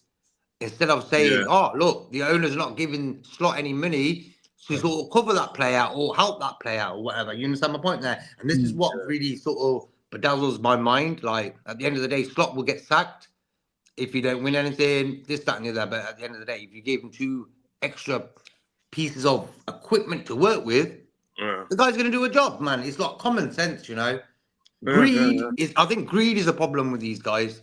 They have, they're very greedy, and I don't like greedy people. No, I agree. Simple as that. I agree with you, Jake. The Scousers won't protest FSG out, thought majority like them. Yeah, they get what they want in it, really. You win in the league, we will finish second. Lucas says, Carpoot, so yeah. No, that's funny. It was. We'll be Arsenal. If we win the title this season, we won't retain it next season because we haven't anything that we ain't gonna buy anything that's gonna be complementing the team we already got anyway. So this is why we've got those debts. You know what I mean? The minimum FSG we should have done is to tie up VVD and Salah. Fazul says yes, 100%. To be fair, I'll take a blip or draw all day, considering how bad we've played lately. There's draws add up. So these draws add up when teams around us keep losing. Yeah. But we've been bloody lucky there. Yeah. Look at what happened yesterday. Chelsea City both dropped points. Happened a few weeks ago. Arsenal and Chelsea dropped points. But the thing is, Jake, anyway, those guys are going to win games eventually. You know what I mean? So these wins, like I said before, if we get those wins and continue winning, we could concentrate more on the Champions League than the Premier League. You know what I mean? We had that opportunity. Now that opportunity is gone. You know what I mean, guys? I know what you mean. Yeah. Scott is a yes man. Trudon says he's got no choice. So was Klopp, he says as well. Finstar says Slot won't decide, but surely he has some input. Of course, 100%. I've never seen anything like that. That's what That's what I'm saying. Like, he can't be saying yes to everything, because at the end of the day, if he starts winning trophies, he will say, "You either give me the import or I'm going off." And these guys won't allow him to do that. So you know how it is with Marco Edwards. That's why we're struggling to sign up 30-year-olds onto a contract. Yeah, we're big disagree in that one. Apparently, Zubimendi and Arteta are from the same village in Spain. So yeah, we're gonna move to obviously Zubimendi, guys. What do you think of him going to Arsenal? Apparently, you know, it's close, JK. Mm-hmm. Oh, Lord of mercy, man. The London life, key part of that, 100%, because I said yesterday on 12-Man Show, if Arsenal was next to Carlisle on the border of Scotland, Zubimendi would not be going to bloody Arsenal. Arsenal's pull is London, nothing else. They've never won no Champions League, nothing, you know. They've only got back into the Champions League recently. Yeah. For me, Zubimendi, good little player. He could play for Real Madrid or Liverpool, my opinion. Yeah. Now he's going to play for Arsenal. Big club. They've signed big names over the years. But come on, man. Do you want to win anything in your career? Okay, you just won the Euros. You haven't won nothing at Sociedad.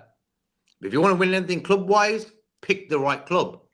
And for me, Liverpool are winners. They're always involved. You know what they say London, bro? Like, you know the actual story behind when they say London?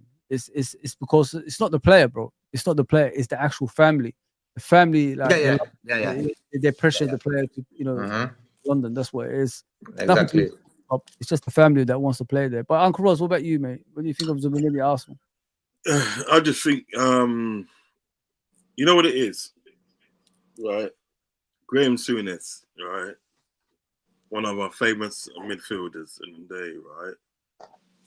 Back in the day, he overheard a conversation in the day that the Brute Room was having. Do you know what I mean? I think it went like something like that. Yeah. And they was talking about Man United, and at that time, Man United were trash. They weren't winning nothing and so forth. You know what I mean? And I think Alex Ferguson just come in and that, because remember Alex Ferguson came in 86, and you know 86 and 87 season, and we was just winning everything. We was just trashing teams and that. Do you know what I mean? And then obviously gets a bit later on, and you overheard a conversation and they saying it, and they sort of like, because remember sort of like Graham Souness used to come back with the force to Liverpool, didn't he? You know, when he was at Sampdoria and all that, he used to train in the off season. He used to train at Liverpool. Do you know what I mean? And then go back to Italy. Mm-hmm. Basically, and he had overheard a conversation, said, when those guys at the day get it right, when those guys down the road get it right, yeah, it's gonna be problems for us and many teams in the league, yeah. And what happened? A good few years later, yeah, they started winning stuff, didn't they? Yeah, They started winning stuff, and they didn't stop winning. They just dominated, yeah. I see the same thing happen with Arsenal. When they get it right, yeah, they're gonna start winning and not stop winning. Do you know what I mean? Because when you think about it, Zubimendi, yeah, Zubimendi and Rice and Zubimendi and Rice, it's gonna be the perfect midfield. It's gonna be a perfect midfield. You know what I mean? And they're getting to sort of like the situation where they're gonna become a powerhouse. Do you know what I mean? So if not this season, that they don't win anything this season, they will definitely win something next season. Do you know what I mean? Yeah. Because what it is at the day, right? These owners at the day that sort of like own Arsenal, they're backing Arteta. If Arteta wants a player, he gets a player. They're backing him. Nothing at the day about Zubimendi at the day, right? One of the reasons that we was told that Zubimendi wanted to come to sort of Liverpool because he's homesick. He would have been homesick. You know what I mean? He didn't want to leave his ends and everything. Homesick. Well, he's going to London now, isn't he? Do you know what I mean? So look, that was some BS at the day. That sort of like we got fed and they from the Liverpool lot. The Liverpool sort of like people that's doing the transfer. What actually happened was the fact of the day is that he said yes to Liverpool, right? When they're going to sort out the money, he said, like, you know, obviously 50 million. Do you know what I mean? Yeah, 50 million would take this player, and then to Liverpool, to Merseyside, yeah, right? What Liverpool want to do with the sort of the transfer, they want to sort of like what's the word? Negotiate. They wanted to. They didn't want to pay as much. You know what I mean? They wanted to do a payment plan. So what it was at the day, they were storing it on the payment at the day, right? So then, like Zubimendi and these people said, well, you know what? If you're gonna store, that means obviously you don't want our player that bad. And he'll stop here. He'll stop here, and then also come along, yeah, and say like, you know what, 50 million. You know what I mean? And plus, at the day, sort of obviously, Mikel Arteta used to pay for Real Sociedad, the B team and whatever with Alonso and all that, right? Come along, said, yeah, you want 50 million for the player? We'll give 50 million in the day, right? And he's just come. So that's but that just sort of shows me the ambition of that lad. You know, like for me, if he wants to really be a winner and like his aura about him, everyone thinks he's great. You know, he should be looking at Real Madrid, Bayern Munich, Barcelona, Liverpool. He did. He said yes. He said yes. But the man's them at the day that was going to when they was going to do the transfer, JK, right? They were stalling over the payment. They didn't want to. They didn't want to pay the 50 million. That's what it was. Yeah, because you have to pay all of it straight away. Yeah. Yeah, you know what I mean. They didn't want to do that. So the man that said, "Well, look, right, I'll stay." Do you know what I mean? So there was no kind of like thing about him not wanting to come to Liverpool. It's a fact at the end of the day that these guys at the end they've got a Liverpool, they cocked it up. Then so obviously Arsenal's come along and everything that, right? And obviously what he's got in favour, he's got that Arteta is from that region still. You know what I mean? I know he was born in Barcelona, but he grew up mostly in Sociedad, around them ends there, right? Yeah. You know what it is, guys? Like if a player behaves the way Zubimendi behaves, there's no point going for a player like that, in my opinion. Yeah. So cut your losses. No, he doesn't. You cut your losses. Huh? You cut your losses. But I think what I'm trying to allude to in days, right? Is the fact that in day they could have had him. Liverpool could have had this player. Could have had the Casado as well, Unks. But no, that's smoke screen. I reckon that's smoke screen. I'm saying. I'm trying to tell you, like the negotiations that we have is all BS. They're not really into these players. You know what I mean? It's just something to waste the transfer window as time. Pick a few guys out and use them. And for me, like where people are moaning about who's and stuff. Like for me, who's if someone says to, like at the club, say who's that's your budget now. Go out there, do your job. He's not like it isn't Hughes' money. He isn't the owner and saying, you know what, I'm gonna go and get 3 guys for our club to win the bloody league. No. He's got someone telling him, bro, you got £10 to spend. Do what you got to do. Simple as that. I said you got £10 there. You're not even that. They probably got £5. Did they say, oh, I want change as well? Yeah. I want the receipt. I want the bloody receipt. You know what I mean? Do you remember? Do you ever see? You guys ever used to watch Fools and Horses on the Fools and Horses? Yeah. I love it. Right.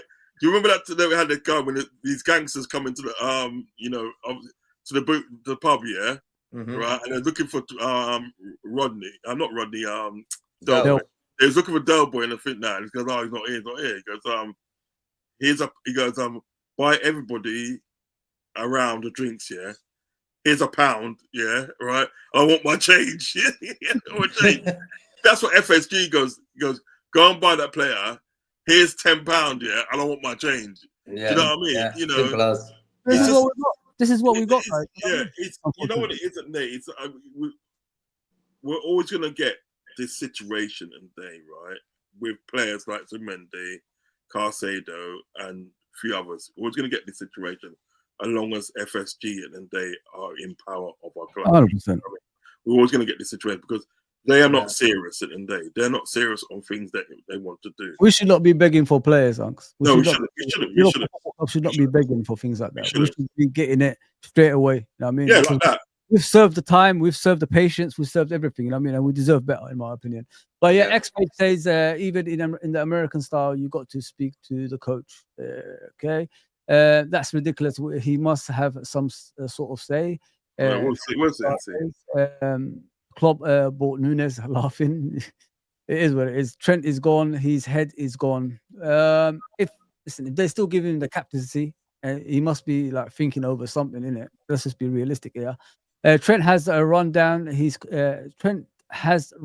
contract, so he will decide where or what he does. Good luck to him. Either way, yeah. Listen, I'm not that type of fan that's going to be crying for players if they want to leave Liverpool Football Club. Yeah, I mean, let them leave. Liverpool Football Club is still going to be here, damn it. So Nunes bring in Isak. I wish it was as easy as that, Abdul. You know what I mean? Yeah. FSG back in Arnie slot. FSG not ambitious. We know that. We all know that. What is Richard Hughes at Liverpool? Getting Mamadashvili that is on loan and injury prone. Chiesa is bad. Dean says everyone is in hype of Zubi. For me, he's not that good. He's a squad player. He won't start in front of Sobo, Maka, Grav. He will play left. He will play left on the bench. At the bench, sorry, I meant to say, yeah. Fazul says Elon Musk wanted to buy Liverpool. Hope that happens. Ain't gonna happen. Well, we don't. Don't try that. Yeah, Jacob, where can people find you, brother? Oh, bro, I'll be on like the Liverpool 12-man show later. Then also Brian, the football show, Irishman. Yeah. And here as well. So subscribe. I can put the links in the chat. Yeah, go for it, bro. Go for it. What about you, Uncle Rods? I've got two shows later. I've got the match reaction from the game yesterday, and I've got another show at 9 o'clock which I brought back the fans fiesta. I brought back that, and my special guest tonight is Matt from Bournemouth fan. It's really it's a long kind of like thing. I can't remember all of it, but he's a Bournemouth fan. He's a Bournemouth fan base. He does a lot of good work within these fan base and stuff. So like, always have interesting chats with him as well. So like, yeah. So he'll be on the show later on at 9 o'clock, and yeah, that's the two shows I've got coming up later. Yeah, please go subscribe to 12 Man. Obviously, JK works with him. He's going to be there later on as well. And please subscribe to Uncle Rods. His one is straight on his. You go. If you look at his name right now, you can see it right there. Yes, Uncle Rods. Please go and help out in the chat and everything like that you did with us today. Appreciate everybody that's been on. Honestly, appreciate everybody that's on. As an Irishman as well. Thank you, man. It was a great chat. It went on for almost 2 hours. Appreciate that. Anyway, thank you for the new people that subscribed. Thank you for contributing in the chat as well, guys. Like we're trying to build here. We're trying to like have a channel that's for everybody. You know what I mean? In regards to Liverpool Football Club, we don't discriminate. I mean, if you have your say, we will obviously share it. We'll debate about it. If we agree, we agree. If we disagree, we disagree. If we come in the middle, we come in the middle. That's how life is, guys. So, yeah, just like, share, subscribe, and I'll see you soon. Take care, everybody. Take care. Bless up.